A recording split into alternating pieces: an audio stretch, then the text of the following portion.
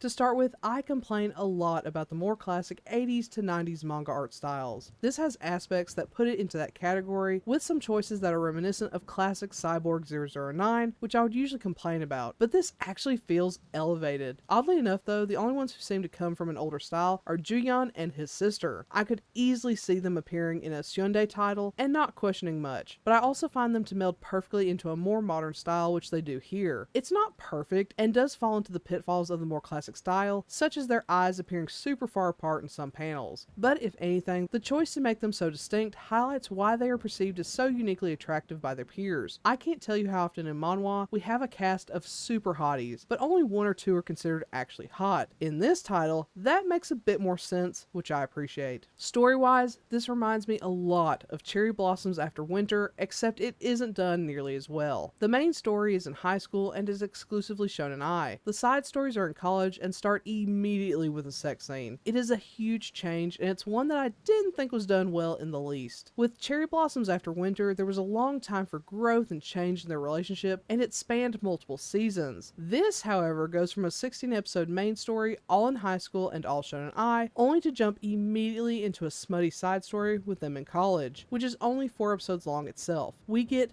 no time to adjust and see the relationship change, which is disconcerting. It doesn't help that the main story's ending is super vague. It's implied that the two kiss when they go to the theme park together, which is super cute and wouldn't be the worst ending in the world. But before we get any clarity on how either of them feels or what happened to their relationship after said kiss, the main story just ends. The very next episode then goes into a sex scene. The tonal shift in this is wild, but that maybe wouldn't be the worst thing if it wasn't revealed soon after the sexy time, which turns out to be a dream, that they're living together as platonic roommates. Over the course of the side stories, we learn that they just moved right along from their kiss in high school and have been living as friends ever since. In other words, what they call side stories should just be more episodes in the main story. Having side stories that are integral to the main story for completeness already irritates me as it is, but to have no resolution to the initial romance in the main story annoys me even more. The two do, thankfully, end up together by the end of the side stories, but it feels far too late. Honestly, I would have preferred if this had just been shown in ai entirely and had the two resolve their feelings in high school, rather than get that little bit of smut after a huge time skip and a nonsensical lack of communication during that time period. The side stories felt overtly complicated and needless for what could have been a short, sweet, and fluffy all-ages love story. Even a degenerate like me can see when smut would be better off dropped for a better narrative.